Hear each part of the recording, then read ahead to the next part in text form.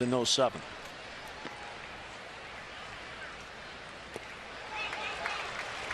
And a swing and a miss. The ball got away from Wieters. Wieters thought it might have hit the bat, and Jerry Lane didn't react. He didn't do anything.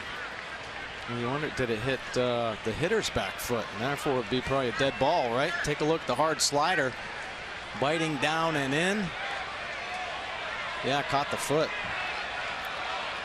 So dead ball, is that not the call? And Jerry Lane, the crew chief, is going to call on the umpires. So we'll have a chat about what they may have seen that he did not.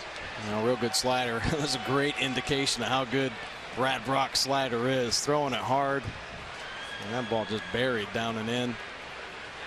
Swinging well over the top of that pitch. Buck is going to come out now to get an explanation. That ball clearly hit the foot of the hitter.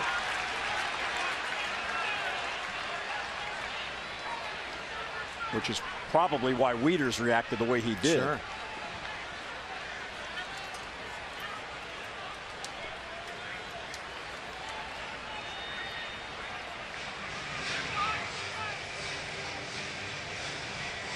So Buck listening to the explanation. Yeah. Absolutely.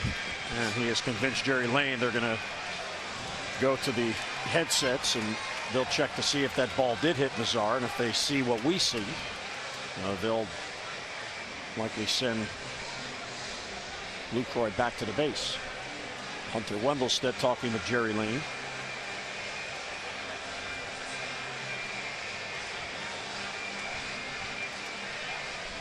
I'm not sure what they're discussing, and if they're going to go to the headsets to see what New York sees, just go to the headsets.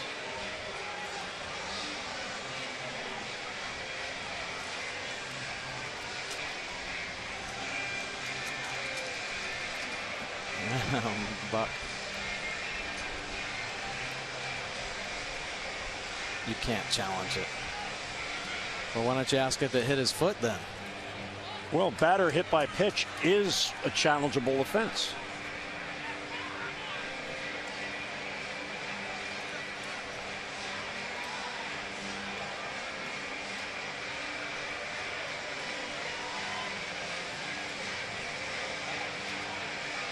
Yeah, Buck wants him back at first base.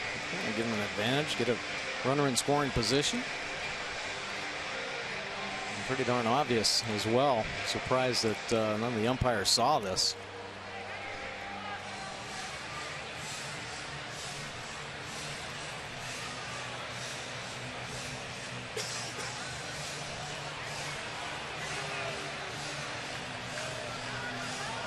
This is the replay system gets more and more confusing because it clearly is a reviewable play. I'm looking at the sheet. Most common plays, batter hit by pitch is one of the most common plays. Right. So why would they be reluctant to review this if the whole point of the replay is to get the call right? They did not get the call right. Jerry Lane missed it. Now it's Hunter Wendelstedt, the third base umpire, that is joining in the conversation.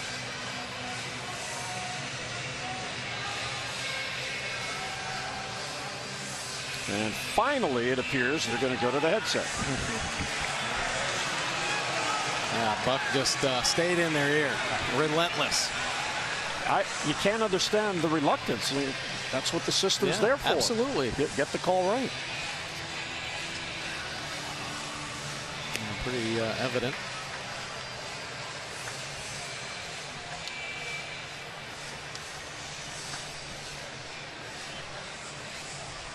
Now, of course, we've seen this happen to the Orioles quite a bit, where they go to New York and what appears to be a no-brainer replay challenge, and the call is not changed.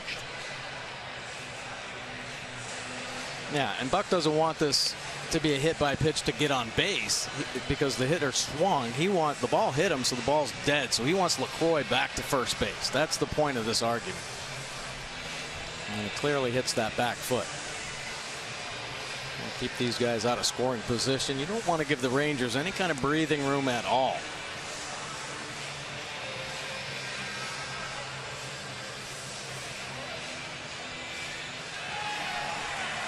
They are sending LaCroix back to first base, so the ball did hit the hitter Mazara. Hunter Wendelstedt now is explaining to Jeff Bannister why they went to the headsets and why they changed the call.